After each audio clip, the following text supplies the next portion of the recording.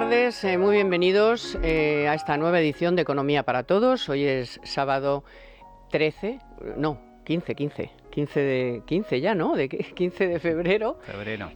15 de febrero y esta semana, madre mía, la de cosas que ha habido, pero una sobre todo que ha conseguido agrupar a muchísima gente en la misma opinión. Y se ha quedado un poco hasta una parte del gobierno, por lo menos de cara a la galería. Luego ya sabemos que por detrás pues ha habido informes de expertos que ya le habían avisado y que ya lo sabía, Yolanda Díaz me estoy refiriendo, a que el salario mínimo interprofesional por primera vez tribute el IRPF. Esto que es un absoluto... hay quien habla de tiro en el pie para el gobierno, no sé qué. Yo creo que a Pedro Sánchez le da todo igual ya, y incluso pienso que se lo guarda para un momento más oportuno y decir: aquí estoy yo, el guapo, y ahora os voy a conceder que venga, vale, venga, que soy aquí magnánimo, emperador Sánchez, os lo concede. Pero el problema es que hay muchísima gente que se va a quedar con 25 euros de subida. ¿En serio? 25 euros de subida, y nos dicen que ese es un salario ya con el que te puedes comer carne, comer pescado, pagar la vivienda, todo, o sea que es un salario muy decente. O sea, por favor, 1.180 euros, de verdad. Bueno, si fuera tan bueno el salario mínimo, pues yo qué sé, pues si no lo tienen que pagar ellos, que lo pongan en 3.000, eso sí sería un salario decente. Pero hombre, que saquen pecho por 1.100 y pico. Bueno, vamos a darle todas las vueltas posibles a esto porque es bastante grave y además queda claro que al gobierno lo del escudo social, lo de que la gente lo pase mal, la verdad es que no le importa mucho. Porque si no, no haría estas cosas. O sea, luego se cree que con la subida del transporte, o sea, el transporte gratuito y el aval de no sé qué y todas esas zarandajas, la gente vive mejor. Y luego empiezan a salir los índices, el mayor índice de pobreza, el mayor índice de paro de toda la OCDE, todo eso de ayer, ¿eh? La inflación sigue subiendo, comiéndose parte de los salarios, no se deflacta la tarifa, con lo cual en 3 años ya nos han robado entre 13.000 y 16.000 millones de euros, robado del bolsillo. Por no deflactar la tarifa, en fin, y la vivienda, ¿quién queréis que le digamos? Así que vamos ya con todo esto y bastantes cosas más, que a Trump también lo tenemos ahí, tenemos que hablar de él y sobre todo del papel de la Unión Europea. Sí. Bueno, y hoy con Manuel Llamas. ¿Qué tal? Muy buenos días. Es su día además, y mañana también, por supuesto, aquí en Libertad Digital con su programa, ¿eh? Pues ¿te ha ido bien, supongo? Todo bien, la verdad es que no nos deja descansar este hombre. Nada. El socialismo imperante pues sigue dando muchas noticias. Pero la trinchera poniendo las cosas en su sitio. Y Fernando Achevals, compañero de La Vanguardia, que nos va a ayudar hoy mucho con los datos esos fantásticos que dijo Sánchez, que es un ejemplo Cataluña para la vivienda, porque bueno, que es donde más se construye, o sea, todo al revés. Ni es donde más se construye, ni es donde más se alquila, ni es donde los precios son más bajos, ni es nada, pero bueno, según el presidente es ejemplo. Ahora le daremos 3 o 4 repasos. Pero vamos con el SMI porque ha sido el tema estrella de la semana, esa pelea en el Consejo de Ministros, ahora me pongo enferma y no voy a la calle. Que pobre, a lo mejor está enferma, que no digo nada, pero es que es un virus muy a propósito, ¿no? O sea, muy a tiempo. La pobre, a lo mejor está enferma, pero le ha venido muy a tiempo. Y bueno, con toda la polémica que hay, pues porque por primera vez y por una cantidad que no llega ni a 1.000 millones, teniendo récord de recaudación los 3-4 últimos años, por menos de 1.000 millones van a hacer tributar a la gente que cobra el salario mínimo interprofesional, que como les digo ha subido 50 euros, de los cuales el 40% en muchísimos casos, sobre todo solteros, sin hijos, o sea, zasca al joven, que encima es el que más paro sufre, el que menos dinero tiene para independizarse y tal. Bueno, pues ahí os lo dejo, o sea, es que no hay por dónde cogerlo. A ver, para empezar, el tema de la subida del salario mínimo interprofesional, yo creo que por aportar algunos datos adicionales, diría que mucho cuidado porque en realidad son muchos los que cobrando salario mínimo con esta subida incluso van a perder dinero. ¿Por qué? Porque si hacemos unos números a grosso modo, la subida del salario mínimo para este año son del entorno de 700 euros adicionales al año. 700 euros al año. Pero si descontamos la subida de la inflación, porque claro, suben los precios, que es casi un 3%, De esos 700 euros de subida al salario mínimo, 440 euros son única exclusivamente para compensar la inflación, la subida de precios. Por lo tanto, se lo come la inflación. Luego, incremento también de cotizaciones. Más sueldo, también incrementa la base de cotización, son del orden de 45 euros menos. Más IRPF, que es del orden de, como bien has comentado, Carmen, el salario mínimo empieza a tributar, por lo tanto son 300 euros menos al año. En definitiva, en muchos casos, los que acaben tributando el IRPF, los solteros, sin hijos, etcétera, van a perder 90 euros en términos reales, descontando la inflación. Es decir, que su poder adquisitivo, lejos de incrementarse, se va a reducir. Y luego, en cuanto al tema del paripé político, me cuesta creer que la vicepresidenta ministra de Trabajo no supiera que la subida al salario mínimo finalmente iba a terminar tributando, a diferencia de lo que ha pasado hasta ahora. Ella insiste que no tuvo conocimiento y que no le dijeron nada, que la ministra de Hacienda no le informó al respecto. Hombre, pero es que vamos a ver, este tipo de decisiones se toman de forma colegiada. Yo creo que era evidente cuál era la postura de Hacienda. La postura de Hacienda prácticamente no ha cambiado durante todo este tiempo y era más que previsible que finalmente acabara tributando. Por lo tanto, me parece más un paripé que otra cosa. Hay dos razones que te hacen pensar que no, aparte de que ya hay periodistas que hasta han publicado documentos. O sea, dos, tu comité de expertos te dijo que iba a ser, si ibas a la subida del 4 y pico, Hacienda te iba a poner el IRPF. Y dos, antes del Consejo de Ministros ya estaban filtrando a la prensa que Hacienda no se iba a mover.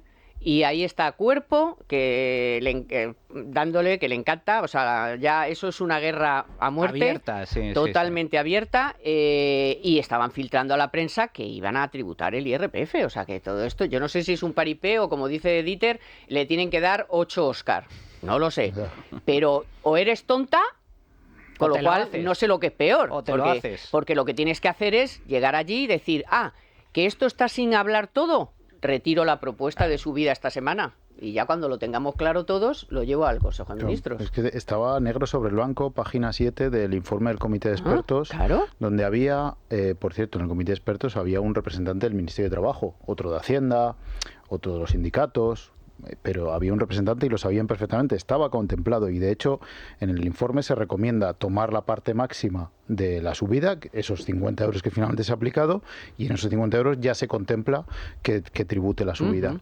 Yo añadiría a la mochila que ha relatado Manuel, yo añadiría el IVA. Es que desde el 1 de enero las clases bajas, medias y bajas, los perceptores, los 2,5 millones de perceptores de salario mínimo, tienen otra mochila, que es que le ha subido el IVA en los alimentos básicos, de la energía o de muchas otras cosas. Luego me gustaría hacer un apunte sobre el IVA. Vamos a ver, yo entiendo a la gente que esté cabreada, porque la política económica se tiene que ver como un todo. Entonces, tú ves que el gobierno en el año 2024 te dice que hay que entrar en Telefónica como accionista a la SEPI porque vienen unos árabes y que hay que gastarse más de 2.000 millones de euros en esto, y bueno, pues hay gente que le puede creer, pero luego no le subas la tributación a la gente, a esos jóvenes que están desesperados por encontrar un alquiler, que están desesperados por irse de casa, y que todo esto enlaza con esa tasa de pobreza que has dicho, que yo creo que está incluso mal medida, es decir, está infravalorada, porque la tasa de pobreza del INE no mide a la gente que se quiere ir de casa, a los jóvenes que se quieren ir de casa y no pueden irse. Todo está relacionado. Entonces, como marco general, yo creo que tener 2,5 millones de personas que cobran el SMI no es motivo para sacar pecho. Y si a eso le sumas que esa gente va a tener que pagar incluso una cuota en base a su renta, hasta incluso superior a muchas rentas, yo creo que algo se podía hacer. Y yo no digo que no subas el salario mínimo, porque yo en eso coincido. El salario mínimo tiene ya una cuota que es elevada, pero no es este susto de golpe, porque la gente está hasta aquí. Y bueno, pues yo creo que es un debate que la izquierda debe dar, pero que creo que debería haber amortiguado de una forma más asequible. Es decir, no le subas 50 euros de golpe al mes, que al final de mes son 700 euros.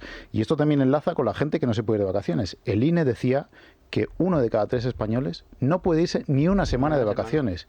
Son estos perceptores del SMI los que no pueden irse. Bueno, por todo lo que decís, es por lo que yo me atrevo lo pienso de verdad. O sea, este gobierno es mentira todo lo del escudo social, lo del... Mira, porque no solamente es que se han gastado el dinero en entrar en Telefónica en vez de los enfermos de la ELA, comprar el medicamento para los niños con leucemia, hacer que por lo menos la gente que cobra el salario mínimo no tribute, hacer que que te devuelvan dinero la gente que ha cobrado el ingreso mínimo vital. Tienes a 900.000 autónomos que ahora tienen que devolver un dinero porque si se has equivocado, porque si no te has equivocado. Gente que está hasta aquí, ahora a 900.000 le pides dinero. O sea, no hace más que para mí, todo para mí. O sea, recaudar. Le da igual si es un pobre, si es una persona que está con el ingreso mínimo vital, si es una persona que gana 1.100 y pico euros, que cómo te atreves a decir que con eso ya vas a comer carne y pescado. Una familia, pero ¿qué me estás contando? O sea, es que de verdad, son velas negras. A ver, son almas negras, de verdad te lo digo, o sea... Lo cierto es que si por algo se ha caracterizado este gobierno es por el hambre, la voracidad fiscal. Total.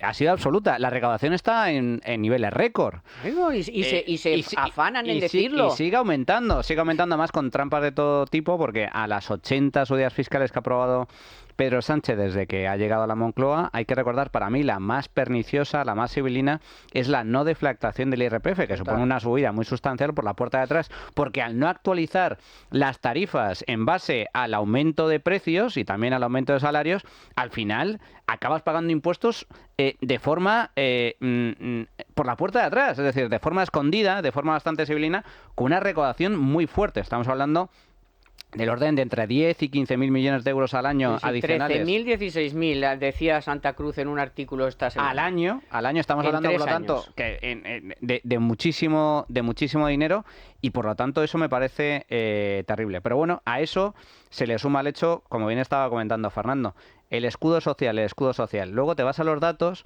y resulta que la realidad es que nos estamos empobreciendo de forma gradual.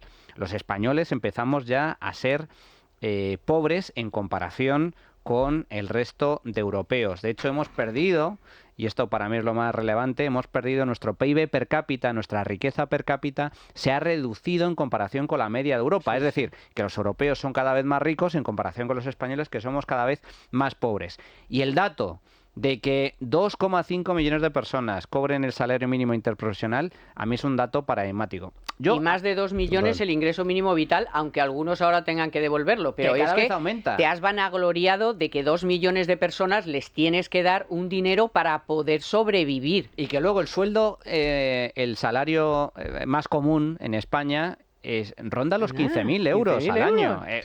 Porque hay mucha gente que trabaja a tiempo parcial, o que no trabaja todo el año, trabaja solo una parte del año con contratos temporales.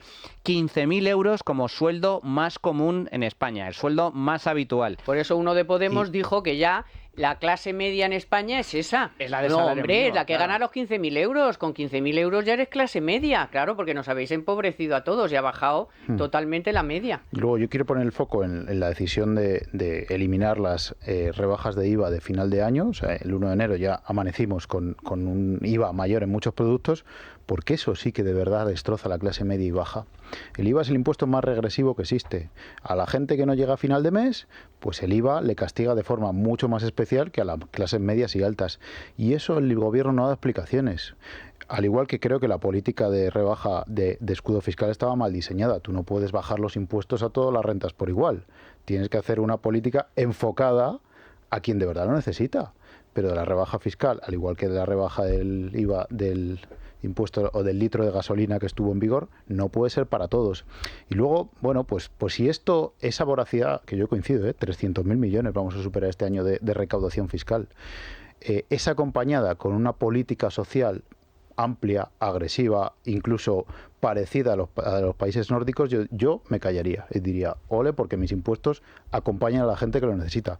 Pero es que estamos viendo que no llega, que el ingreso mínimo no llega cuando se necesita, que las ayudas de la DANA siguen sin llegar a mucha gente, que cuando hay una tragedia no existe, y que la gente que de verdad lo necesita, pues lo sigue pasando muy mal. ¿No? ¿Que se gastan el dinero en qué? Que se ahora le presto a Marruecos, que se ahora le presto a no sé 700 millones. Cuando tienes aquí los trenes de cercanías Madrid, sin ir más lejos, que todos los días se estropea, o sea, de verdad, es que no casa el discurso oficial con la realidad. Por más que se empeñen, o sea, tú no puedes tener todo este panorama que hemos dicho y a la vez decir que vas fenomenal, por cierto, subvencionando el transporte público. O sea, si un país va tan fenomenal, ¿cómo es posible que la gente necesite que le pagues el metro o el autobús? Es que no es creíble, es que no, ya solo eso no es creíble. O que tengas 2 millones de personas con el ingreso mínimo vital, o 2,5 millones cobrando 1.100 euros al mes. Por favor, 1.180. ¿Qué es esto? Es una no casa, no casa. El tema del bono, el hecho de que se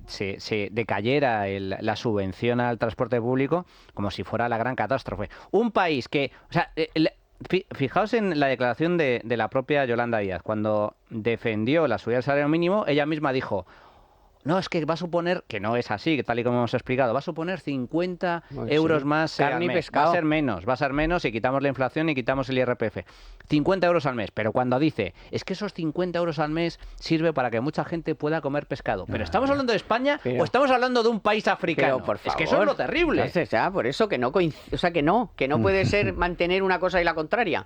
Pero bueno, si recuerdan, Hace unos días, el sábado pasado, estuvo aquí con nosotros el CEO de Cibislen y la verdad es que nos contaba cosas interesantes sobre su modelo de inversión inmobiliaria. Fíjense, ofrecen garantías en todos sus proyectos y las rentabilidades van del 10 al 13% anual, además de que se puede invertir desde 250 euros. A mí, en fin, pues yo le hice muchas preguntas y al final, pues bueno, si es cierto o no, mucha gente ya lo tiene claro que sí.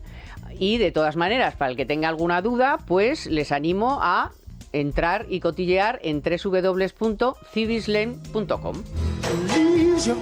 Bueno, y un poco el tema del Ómnibus Mini, que se aprobó también esta semana, que bueno, pues ya está lo que hemos dicho, la subida del transporte, o sea, el transporte gratuito, la subida de las pensiones, que por cierto le interesaba tanto a Sánchez el tema que ni siquiera estuvo allí para votar. Ahí está, muy bien. Y la subida que hemos conocido ayer ya de la definitiva del IPC, que es verdad que es el 2,9, pero bueno, era el 3, el adelantado, que es el nivel más alto ya en 8 meses. O sea que seguimos con una inflación que no hay forma. Los carburantes, la electricidad, los alimentos se mantuvieron un poco, pero siguen subiendo, claro. Porque aquí si dices se mantienen y tal, pero el 1,8, bueno, pues el 1,8 súmaselo a todo lo que llevamos arrastrado. O sea que eso de que las cosas están bien por este lado, no. Y así que es un poco incidir en que aprueban un decreto. Y dices, bueno, pues y a los pensionistas les va a pasar lo mismo con la inflación y con si saltan de tramo con la subida zasca y todo es lo mismo. Si es que yo es que de verdad no sé. Sí, la inflación no está controlada ni mucho menos. En Europa yo creo que vienen tiempos en los que puede haber un repunte incluso. Miremos cómo está actuando la Reserva Federal en Estados Unidos, que se está, digamos, moderando, mientras el Banco Central Europeo parece que es época de vino y rosas ya, cuando es todo lo contrario. Vamos a ver qué pasa en Ucrania también, y también el Banco de Japón, que por Oriente tampoco vienen tiempos buenos, y eso incide directamente pues en estas rentas que estamos viendo, ¿no? Yo creo que, y por cierto, se avecina un nuevo acuerdo de estos con Junts que podría tener alguna sorpresa, porque el decreto ómnibus se divide en dos, el minibús y el segundo se espera que se apruebe en las próximas horas. Y por supuesto, como viene siendo habitual, Junts meterá cuchara y sacará algo. Vamos a ver qué sorpresa nos dan, y sobre todo después de haber permitido tener a un yihadista condenado a 40 años por asesino en las Cortes. O sea, estamos viendo cosas que... O sea, que vamos, o sea, ya qué más podemos ver. Que hielan la sangre. Por para que un criminal llegue al Congreso y diga que el criminal es el Estado español. Sí, a ver, yo creo que, por desgracia, estamos como en una deriva en la cual tú ponías, Carmen, las cifras encima de la mesa.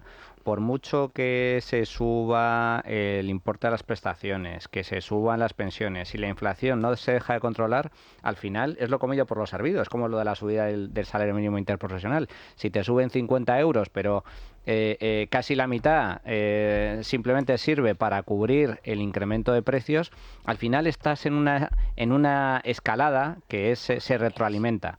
Y de hecho, uno de los principales impulsores de la inflación es el gasto público. A más gasto público, el gasto público es inflacionario. Si a ello le sumas subidas fiscales como la del IVA que comentaba Fernando, eso también acaba repercutiendo en el nivel de precios. Por lo tanto, lo comido por lo servido. Y luego la segunda derivada, que para mí es lo más trágico de este decreto minibús, y es que una vez más se blinda la ocupación y la inquiocupación, y eso ahonda en el problema de la vivienda, que por cierto, el problema de la vivienda se ha convertido en un problemón ya no solo por el hecho de que haya cada vez más gente que queda excluida por completo de la posibilidad de comprarse una casa o de acceder a un alquiler, sino que los que logran acceder a un alquiler, el precio del alquiler no deja de subir y por lo tanto cada vez se come un porcentaje mayor de sus ingresos. Es decir, que buena parte de lo que gana va dedicado única y exclusivamente a mantener el alquiler o al pago de una hipoteca. Vamos a hablar ahora de la vivienda porque, primero, es la primera preocupación de los españoles y segundo, hemos tenido que escuchar a Sánchez decir que tenemos todos, igual que aquello que dijo de que teníamos que aprender de los chinos a construir coches, pues ahora tenemos que aprender de Cataluña, o sea, siempre de lo peor, porque los datos lo demuestran y tal. Bueno, les vamos a demostrar que precisamente Cataluña deberían de estar calladitos con este asunto por haber no solo aplicado la ley de vivienda, sino ser laxos absolutamente con la ocupación, con la inquiocupación. De hecho, han comprado hasta un edificio el Ayuntamiento de Barcelona para dejar ahí a los que están como setas. Bueno, vamos con el Corte Inglés. Porque qué bien viene la financiación total para clientes con tarjeta El Corte Inglés. Qué bien te viene para tus compras. Porque fíjense, llévate el móvil que te gusta o el televisor de gran pantalla o ese gran frigorífico americano que necesitas o una bici o un bolso, hasta el sofá. Bueno, pues financiación total para todo lo que te gusta o lo que puedas necesitar. Con la financiación total tienes hasta 12 meses para pagar en electrónica, electrodomésticos, deportes, moda, hogar y muchísimo más. Además, no cargues con tus bolsas. Gracias al servicio Carta de Compra que te permite recoger y abonar en un solo punto todas tus compras, pues facilísimo. Puedes financiar además todo en un solo ticket.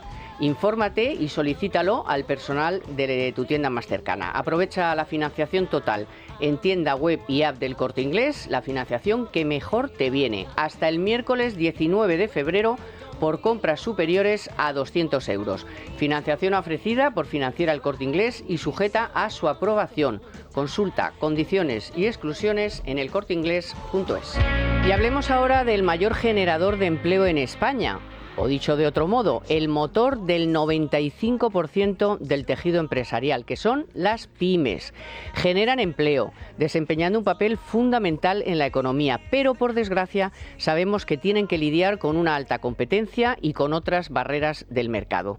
En este contexto, llevan trabajando desde hace años entidades como Banco Santander, apoyando en su día a día a más de 4 millones de pymes. Fíjense, solo en 2024 destinó 816 millones de euros a esta causa, cerrando el año como líder en préstamos ICO. Este respaldo integral por parte de la entidad cuenta con un amplio abanico de iniciativas, entre las que se encuentran el Premio Nacional PYME del Año, que reconoce la labor de las pequeñas y medianas empresas, las ayudas a la internacionalización o la financiación adaptada a cada negocio, entre otras muchas cosas. Muy bonita esta canción. Bueno, sí, muy bonita. Vamos con la vivienda y ese ejemplo que es Cataluña, donde todo en cuestión de vivienda es un absoluto desastre. O sea, para empezar, y un dato fundamental, es que Madrid construye el doble de viviendas de protección oficial que está levantando Cataluña. Tampoco es la que mejor precios ofrece, tampoco es la que mejor oferta tiene, porque la oferta se ha reducido muchísimo, pues porque allí la inquiocupación y la ocupación es como un modo de vida, como dijo aquella concejala socialista del Ayuntamiento de Barcelona, años A, socialista, que dijo, bueno, es que la ocupación es una forma de vida, sí, una forma de vida. O sea, que la propiedad privada y todo eso no interesa. No sé cómo habéis visto de verdad esto, porque, por ejemplo, os doy un dato, el número de hogares con vivienda en propiedad ha caído a mínimos históricos. O sea, antes la vivienda era un patrimonio que las familias tenían, que gracias a eso los jóvenes de hoy y de no tan jóvenes tienen por lo menos una casa donde vivir, que es la de los padres, de los boomers, que nos ha costado años comprarnos la casa. Total. Y que al principio vivíamos de alquiler, por supuesto, que ahora parece que tampoco hay que tener una casa nada más que tengas 20 y pico años, no, hay que ir poco a poco, pero bueno. Ahora es que ni eso. O sea, es que ahora en mínimos históricos el número de hogar con viviendas en propiedad. Y en el caso de los jóvenes es todavía más dramático. Bueno, antes, ya. hace 20, 30 años, los jóvenes, el porcentaje de jóvenes que lograba comprarse una casa con edad relativamente joven, 30 años o menos, entre 25 y 35 años, era del orden del 40%. Y con el 15% que pagábamos de interés. El 15%. En la actualidad son menos del 20% y este porcentaje va cayendo. Bueno, todo esto, pues ya lo hemos explicado en muchas ocasiones, pero el problema de la vivienda en España es una... Pero es que no importa, no se entera nadie. Pues hay que O sea, repetirlo, es que se repite y se repite. Es un problema de oferta. Es un problema de oferta. La verdad. No hay vivienda suficiente. Y cuando no hay vivienda suficiente en alquiler, ni siquiera vivienda nueva para poder comprar, porque desde que estalló, que a veces es que... Claro, es que a veces se olvida, cuando estalló la crisis financiera internacional, año 2007-2008, España era el país que construía más vivienda de toda Europa, el país que construía más vivienda de toda la OCDE. Llegamos a construir más de 1 millón de viviendas al año. Bueno, todo eso se despeñó, y se despeñó hasta niveles, hasta mínimos históricos. Ahora construimos del orden de 100.000, 150.000 al año, pero estamos en niveles de mínimos históricos. Y se necesitan más de 600.000 hogares que se forman cada año y no tienen dónde... Entonces, Banco de España, no Carmen Tomás ni Economía para Todos. Por un lado, se construye muy poca vivienda nueva. Han llegado... 2,5 millones. 2,5 millones de inmigrantes en los últimos años. España tiene ya 49 millones de habitantes. Ha aumentado la población, ha aumentado la demanda de compra y de alquiler de vivienda y se construye en mínimos históricos, se construye poco y luego tenemos el problema del alquiler. Porque dices, bueno, ¿y qué pasa con las casas en alquiler? ¿Por qué se ha reducido tanto la oferta? Pues la oferta se ha reducido por una razón muy sencilla. Porque alquilar en este país se ha convertido en una actividad de alto riesgo. Totalmente. Tienes que... ¿Por qué? Pues básicamente porque el Estado, el gobierno, con la excusa, con el argumento falaz de proteger a los más vulnerables, ha blindado la morosidad y la ocupación. De tal forma que si tú eres un propietario, alquilas, si tienes la mala suerte de meter a una persona con cara dura, a un cara dura, te deja de pagar y no lo puedes echar. Y además, si cumple una serie de condiciones, que es lo que se considera familia o persona vulnerable, no alcanza un determinado nivel de renta, tiene hijos a su cargo, tiene mayores a su cargo, es víctima de violencia de género, etc., etc., entonces ya olvídate porque no lo puedes desahuciar, que es lo que se acaba de aprobar ahora en el Congreso, con el voto a favor del Partido Popular, cosa que a mí me sigue llamando cuando tiene una propuesta presentada desde el año pasado y aprobada en el Senado para acabar con la ocupación en 48 horas. Incomprensible. Y aunque tu voto no valga para nada, haz como ha hecho Vox, que me parece muy bien, lo rechazas, dices, oye, mira, no lo vamos a aprobar.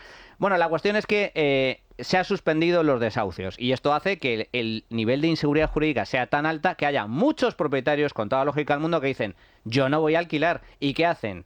Pues lo dedican a turismo de temporada. Lo venden, el piso, o directamente lo dejan cerrado, vacío y no se alquila. O van al mercado negro, donde ya no hay tribunales. Lo que hay son bandas para romper piernas en caso de que dejes de pagar. Bueno, pues en eso se ha convertido España. Es un problema de falta de oferta incentivada por la administración pública, porque tanto los permisos para poder construir como las leyes que blindan a los ocupas y los inquiocupas derivan de los políticos y por lo tanto una mala regulación provoca este tipo de problemas.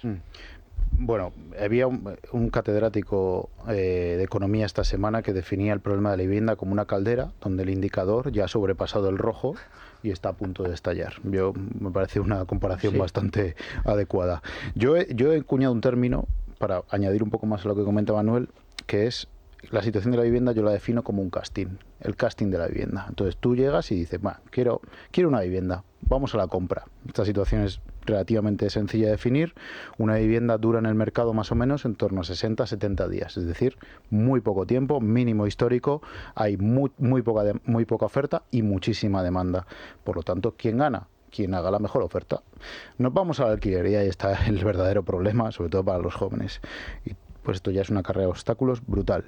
Imaginemos una vivienda que cueste 1.000 euros alquilar, por ejemplo, y efectivamente llega una persona que tiene un hijo. Una madre soltera, por ejemplo. No, usted no se lo voy a alquilar. Un vulnerable. No, usted tampoco se lo voy a alquilar. A un joven que cobra 2.000 euros. No, que usted tampoco se lo pues el 50% de su sueldo. Un contrato temporal, tampoco. Un inmigrante, tampoco. Fijo de continuo, ni te cuento ya. Menos. ¿Quién se lleva al alquiler? El más fuerte. El más fuerte. El que gana más dinero, el que está más protegido, el que tiene una mayor seguridad. El funcionario. El que le da una seguridad al propietario. Tener a un funcionario bueno, de eso ya, etcétera. Ese es Entonces, el lotería. Esta situación es global en toda España, pero nos vamos a Cataluña. Preguntabas, donde se aplica una ley de vivienda y un control de precios que el gobierno define como algo positivo, ¿no? Y que dice, ha bajado el precio, ya, pero se ha ido oferta, ¿no? Sí, pero... Entonces, lo que está ocurriendo con el control de precios es que en esa victoria del más fuerte se le está bajando el precio incluso del alquiler al más fuerte. Es decir, al nómada digital que viene y gana 4.000 euros y los podría pagar sobrado, el alquiler, a ese le estamos bajando el precio. No, pues te aseguras que te lo va a pagar. Entonces, es la ley, todo tiene trampa. La selva. Estamos en una situación muy delicada y efectivamente se están haciendo algunas normas que más que beneficiar perjudican. Le estamos echando una mano a quien no lo necesita otra vez más, como con los impuestos, con la vivienda igual. El tema de la limitación de precios, que Cataluña fue la primera autonomía que abrazó la ley de vivienda, que a veces se olvida, que el gobierno nos vendió la ley de vivienda en mayo del año 2023 como la panacea. No. La vivienda deja de ser un producto, se convierte en un derecho por primera vez. Oye, pues desde que hablan de que la vivienda es un derecho, no deja de resultar más inaccesible. Se ha convertido en un producto de lujo para muchísima gente. Cuando antes no. Antes, oye, tenías un trabajo y podías acceder a una hipoteca, podías comprar una vivienda, podías acceder al mercado del alquiler. Bueno, Cataluña fue el que abrazó, la primera comunidad en abrazar la ley de vivienda, que entre otras cosas establece los límites de precios en las zonas tensionadas en algunos ayuntamientos y lo cierto es que en Cataluña es donde está el precio del alquiler más caro, es donde el porcentaje donde el precio del alquiler representa un mayor porcentaje de los ingresos de un particular, de los ingresos de una familia, del orden del 40% a la cabeza de España, es donde se producen más casos de ocupación, donde más ha caído la oferta en el mercado inmobiliario. Es que está al revés de lo que ha dicho Sánchez. Donde menos se construye, porque entre otras cosas ha habido también normativas y en algunos ayuntamientos como por ejemplo Barcelona, donde construir ya no compensa, porque le tienes que entregar un porcentaje muy grande de la promoción al ayuntamiento 30%. de turno. Por lo tanto, al final... He dicho que construya tu padre. Es justo al revés, es decir... La vivienda tiene que volver a convertirse en un negocio y que sea en un negocio realmente rentable, porque eso va a permitir incrementar de forma sustancial la oferta y de esa forma contentar y satisfacer la demanda. Fíjate, y con esto acabo, la mejor forma de garantizar el acceso a una vivienda en alquiler a esas personas vulnerables es precisamente contraintuitivo. Es garantizar el desahucio exprés en caso de morosidad. Porque si yo soy un propietario y a mí la ley me garantiza que si el inquilino que entra a mi casa... Sea quien sea, vulnerable, mujer, hombre o que le dé la gana. Millonario o inmigrante ilegal, que no tiene sueldo. Que también hay millonarios que dejan de pagar, pero también, bueno, hay muchos caraduras. Si a mí me garantiza la ley, con la ley en la mano, que yo puedo echar a ese moroso en 48 horas, en una semana, en 15 días... A mí qué más me da que tenga hijos, no tenga hijos, tú no sacas si la vivienda del mercado. Claro, no va a haber ningún tipo de problema, no habría discriminación. ¿Y qué pasa ahora? Como bien comentaba Fernando, el poder hacerte con una vivienda de alquiler en algunas capitales de provincia se ha convertido en algo más complicado que sacarte una posición. Es que hay cientos de candidatos. Es que te hacen un casting para poder acceder a una vivienda. ¿Por qué? Porque el propietario de alguna forma se tiene que garantizar que le vas a pagar. A mí que tampoco le gusta a esta gente el modo americano, ¿no? Que estamos hartos de ver en las películas cómo se venden allí las casas. O sea, la gente entra en la casa, mogollón de gente, y cada uno deja ahí su oferta, ¿eh? Y se pelean por la oferta de cada uno. El piso no sabes lo que vale. Tú dices lo que quieres pagar por esa casa. Bueno, es que aquí estamos en las mismas. O sea, 200 personas viendo la casa y luego, pues, a ver... Sí. Las características de cada uno, los ingresos de cada uno, o sea, en vez de una oferta, el casting lo hace el propietario. ¿Pero esto qué es?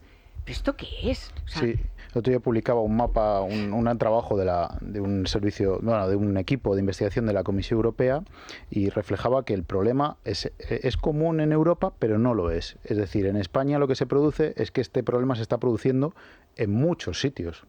Muchas localidades, por ejemplo, alquilar o comprar en las Islas Baleares es mega complicado, incluso más difícil que en Madrid o Barcelona. No se puede ir a trabajar porque no sabes dónde vivir. Si tú te vas a Francia, este problema se localiza en París, quizá un poquito en la Costa Azul, pero otro tipo de viviendas. Te vas a Alemania y se localiza solo en Berlín, en el resto del país no existe este problema. Y si comparamos el mapa, estamos a la situación, teniendo en cuenta nuestros ingresos, nuestras rentas, de Eslovaquia, Grecia, Polonia, Bulgaria, es decir, estamos a la cola de Europa en accesibilidad a la vivienda. Y el problema no hace más que crecer. La caldera esa que decía al principio va a estallar de un momento a otro. Bueno. En Economía para Todos, la noticia de la semana con Telefónica. 90.000 millones de euros, unos 4.700 euros por hogar, es el coste que estima el Instituto Juan de Mariana de la regulación y las trabas administrativas.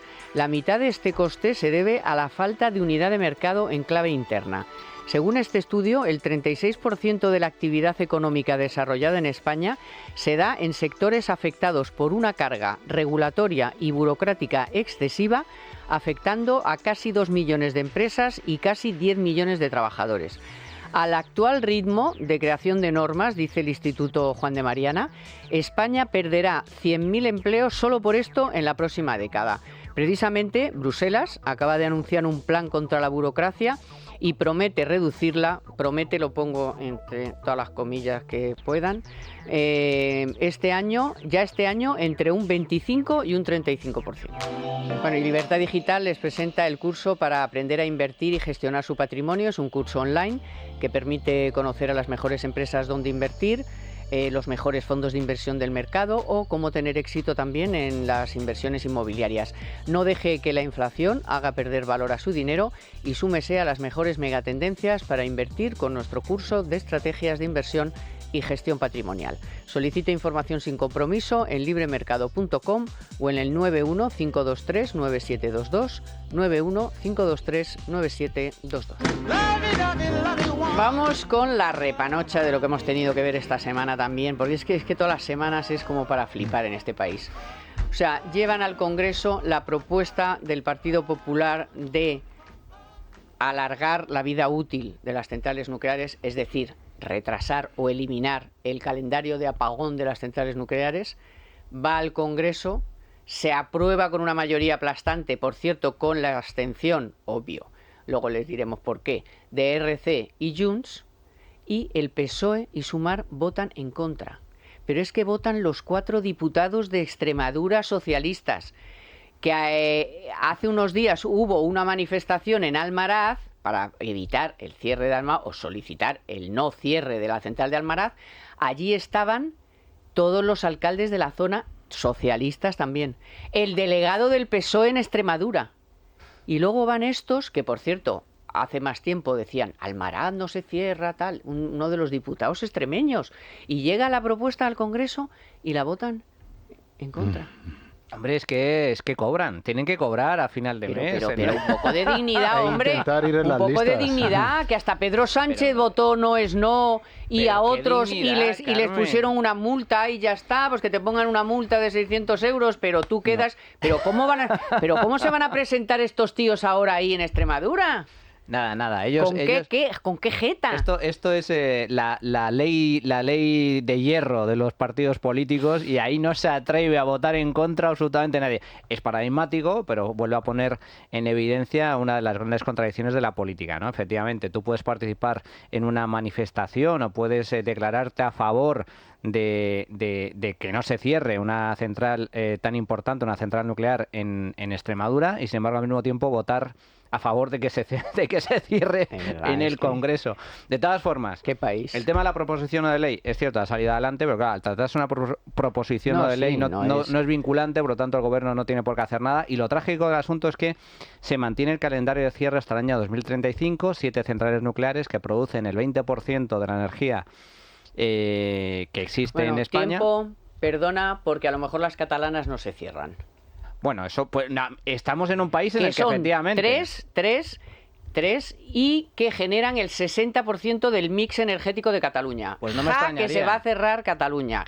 No me extrañaría porque ¿Por qué te crees que se estuvieron RC y Junts? Claro, efectivamente, aquí está la clave del asunto. Estamos en un país en el que la igualdad ante la ley y el Estado de Derecho ya se ha borrado el mapa y ya se legisla a la carta. En función de si quién me apoya o no me apoya, entonces aplico una regla o aplico la contraria. El caso de Cataluña es paradigmático porque efectivamente, como bien comentas, Carmen, el 60% de la energía que se consume en Cataluña procede de energía nuclear y el cierre de esas 3 plantas puede suponer un desbarajuste brutal a la industria catalana. Y cuidado, y muy importante, todavía no se han cerrado estas plantas nucleares que son fundamentales para garantizar la estabilidad y el suministro eléctrico en España, y sin embargo hemos visto ya dos apagones muy relevantes, que la industria pesada ha tenido que darle al botón de paren máquinas, porque si no serían millones los hogares que se encontrarían sin luz. Y la administración. Estamos en ese riesgo. Pero di por qué. Porque ASCO 1 estaba en parada técnica. Efectivamente. O sea, solo por eso. Un reactor. O sea, un reactor. Que eso lo hemos comentado aquí porque es que dices, pero vamos a ver, hay alguien ahí. O sea, hay alguien ahí cuando además la Unión Europea ya ha dicho que la energía nuclear es verde. Cuando la Agencia Internacional de la Energía acaba de decir que el apagón nos va a hacer más dependientes del gas, es decir, más caro el suministro. Por favor. Claro. La clave es cómo queremos alimentar no solo la industria, sino también nuestros hogares de energía, si queremos impulsar los centros de datos que son electrointensivos, cómo hacerlo, si queremos una industria en torno a la nuclear de alto valor, porque en la industria nuclear trabajan operarios, pero mucho ingenieros, es decir, Almaraz es uno de las localidades con mayor PIB de Extremadura, Ascó y Vandellós también es una de las localidades con mayor PIB de y modelo de Cataluña. En el mundo, esa central. Queremos pues sí, la energía limpia está muy bien, lo que pasa es que no es suficiente, entonces hay que reforzarse. Fíjate, tengo aquí algún dato... No, si la nuclear es ya verde, según la Unión Europea. Según Teresa Rivera, sí. Tengo el dato de las catalanas. No, pero... Sí, efectivamente, es el 60% de energía producida salió de las nucleares y el 50% de energía de la electricidad consumida salió de las nucleares. Esto en Cataluña es brutal. Creo que el problema ya está aquí. En España es el 20% lo que produce la nuclear en el mix. Creo que el problema ya está aquí y por eso la manifestación de Extremadura, porque aunque se vayan cerrando, hay que mantener la vida útil, digamos, hay que proceder a un mantenimiento de las centrales y eso se tiene que hacer ya. La decisión se tiene que... Por eso es muy oportuna la PNL, que creo que se va a transformar en otro tipo de iniciativas. Y esa iniciativa, yo creo que Junts está en condiciones de apoyarla, porque le va a dar vida en ello. Y luego, pues las catalanas vienen un poquito más tarde, pero fíjate qué casualidad que el debate en la fecha en la que se debería proceder a la tramitación de la prórroga es el 2027, que es año electoral.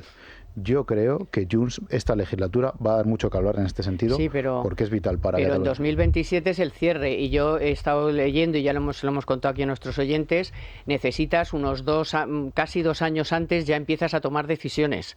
Claro. Por ejemplo, no compras uranio, limpia no sé qué, cosas técnicas que no me da el argumento tan civilino que utiliza el gobierno para justificar el cierre, cuando dice, no, Si Si cierran son porque ellas, quieren. si son Pero ellas. vamos a ver, ¿cómo que cierran porque quieren? No, pero a ver, es que para empezar, el gobierno ha disparado la fiscalidad a las centrales nucleares, haciendo que muchas de ellas, pues no les resulte rentable mantenerlas. Entonces dicen, no, si esto en última instancia es una decisión de las propias compañías eléctricas, cosa que no es cierto. Han matado el negocio a base de impuestos confiscatorios. Y luego el tema de la seguridad, porque se escudan también en el tema de la seguridad.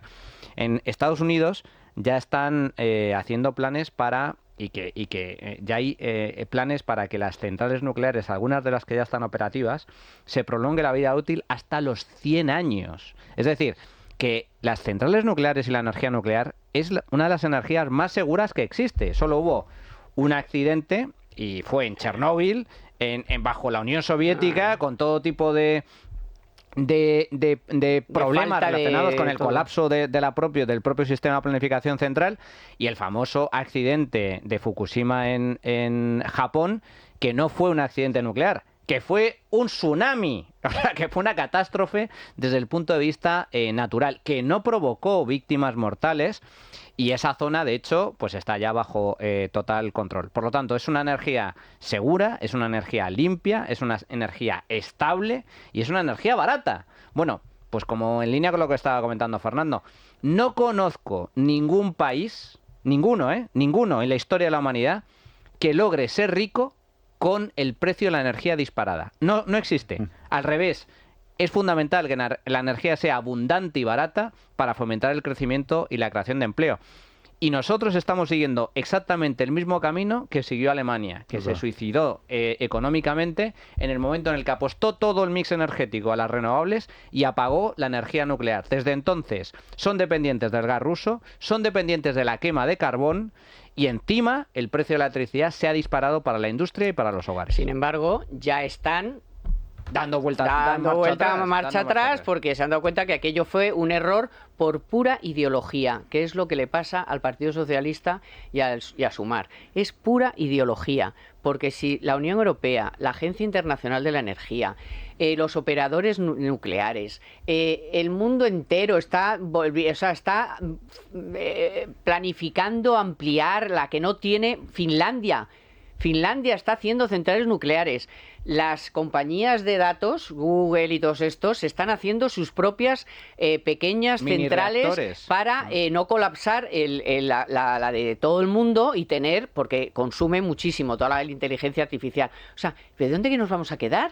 O sea, pero entonces, ¿qué quieren? Pero si este país podría ser un lugar donde vinieran todo este tipo de gente a montar aquí de todo, centrales de ese tipo. ¿Pero cómo? ¿Pero para que tenga apagones todos los días? O sea, de verdad, es de un obtuso, es de una falta de visión, una falta de que es que les da igual. O sea, es que es ideológico. Sí. Es ideológico y ahí no hay quien les saque. Es que ni siquiera es electoral. No sé hasta qué punto ellos tienen estudios o tienen encuestas que reflejen que esto le puede dar votos. Sinceramente, no, es que no. Muy al contrario. Moviliza al rival. Muy al contrario. El ingeniero que escribe mucho en X, que yo le sigo muchísimo, que es operador nuclear, que es un fenómeno del tinglao, que da conferencias por todo el mundo, que está ahí hace 30 años en esa central llevando todo lo técnico y tal.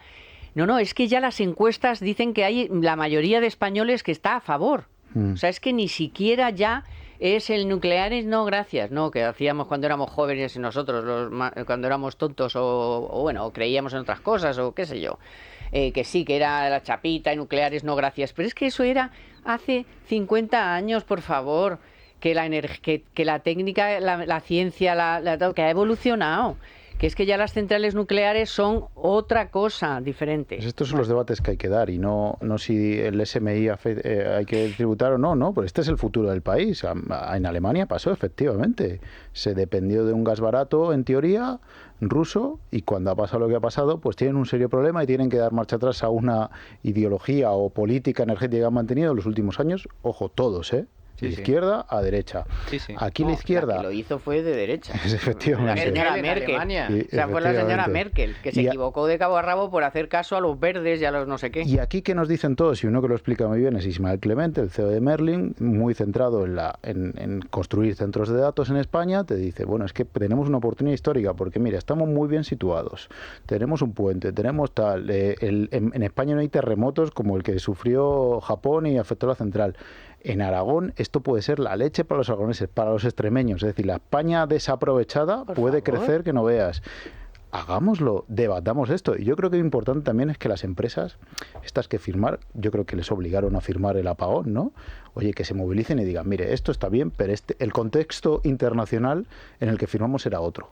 En el 2025 estamos en otro contexto totalmente diferente y pasa ocurre lo mismo con el automóvil. ¿Qué vamos a jugar la Liga Mundial? Bueno, modestamente, ¿no? España no está para jugar la Liga Mundial, pero ¿vamos a jugar la Liga Internacional con una mano atada a la espalda? No, tendremos que jugar con las dos manos, ¿no? Bueno, fíjate cómo estará el tema del automóvil, que he leído el otro día que la Volkswagen, que está hasta aquí, que no puede más, que va a echar gente, que va a cerrar fábricas, que va a hacer de todo, que va a fabricar un coche de 20.000 euros, a ver si consigue vender algo. No. Pues claro. Pero a ver, fíjate, hablábamos de la... Y el coche eléctrico para su padre, o sea, que no venden, no solo no venden más, sino que venden menos, o sea, han caído las ventas. Han caído, efectivamente, porque llegado a un punto, los coches eléctricos son coches de lujo, que además tienen ciertas limitaciones para el tema de autonomía, etcétera, pero fíjate, comentábamos antes el empobrecimiento invisible de los españoles.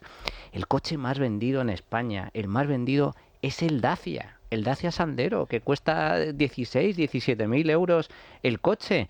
Pero es que luego te vas al resto de coches y lo que antes te costaba 10.000, ahora te cuesta el doble. ¿En segunda mano? O de segunda mano. O sea, madre mía. es una auténtica locura. Y claro, mientras tanto se habla de no, hay que combatir la contaminación, etcétera. Y sin embargo, el parque automovilístico español cada vez es más viejo, es más antiguo. 14 años. 14 años de media. Antigüedad tiene. ¿Por qué? Porque los españoles no se pueden permitir, muchos no se pueden permitir el lujo de cambiar de coche. Es tan triste como eso. Hay que volver al coche de combustión, al coche barato. Pero si ahora el coche de combustión, si es que ahora mismo un coche de gasoil es oro. Es oro puro, pero si eso no contamina. Está cotizadísimo. Si no contamina, además. Sí, cada vez es cierto, consume claro, mucho menos. Porque las técnicas han mejorado, no va echando humo como antes. Mira, hay una marca china que está comercializando un coche eléctrico en España que cuesta eso, 16, 17.000 euros. Sí, pero luego ¿quién te lo arregla?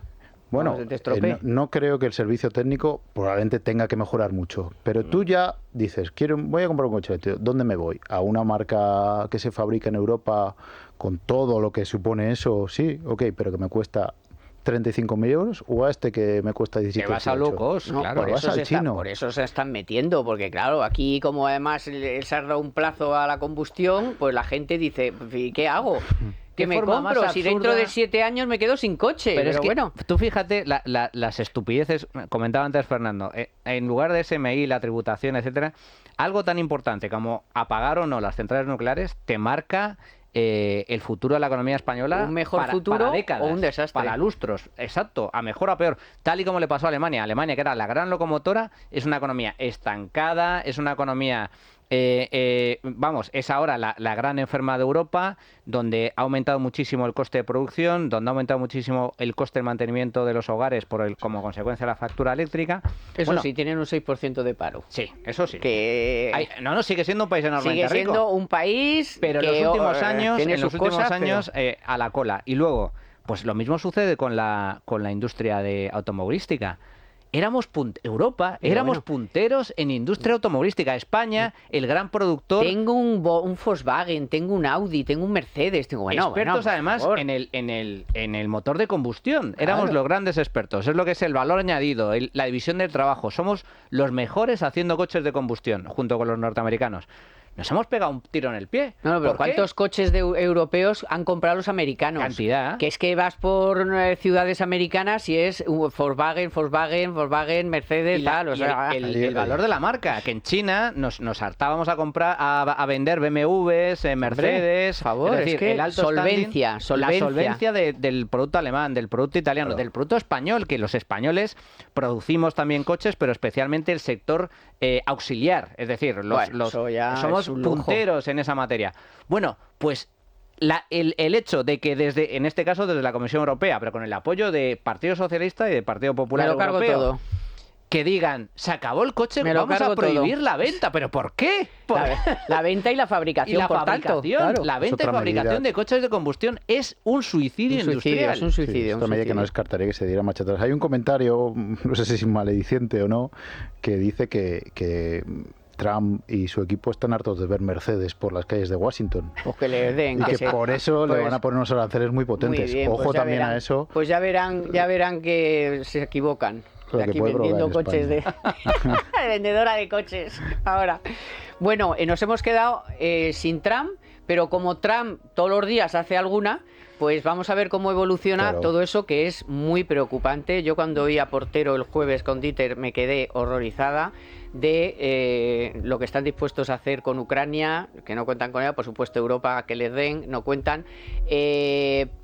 Las tierras raras, la reconstrucción, todo para mí, esto para ti, ¿no? Se lo están repartiendo. El negocio Y- de la guerra. Y luego los aranceles, a ver cómo queda. Pero claro, como cada día hace cosas, pues eso sí, lleva una prisa que no veas. Pero la cosa está preocupante, así que aquí estaremos muy atentos y el próximo sábado les prometo que hablamos del asunto de Trump, a ver si se ha despejado alguna de las cosas, porque, bueno, tiene muy mala pinta, Manuel. Muy mala pinta, Manuel Llamas. El tema de los aranceles, mucho cuidado. Y lo de Ucrania a mí me preocupa mucho porque si le das a la mano libre a Rusia, pues cómo estarán en Finlandia, en Polonia y por ahí. Fernando, muchas gracias. A vosotros. Gracias a todos ustedes, pero primero también a Naya Pertusa en la producción, a Víctor San Román en los mandos técnicos, a nuestros compañeros de Libertad Digital Televisión, Jorge, gracias, y otra vez a todos ustedes por acompañarnos un sábado más y les espero el próximo sábado. Que tengan un buen fin de semana. Economía para todos con Carmen Tomás.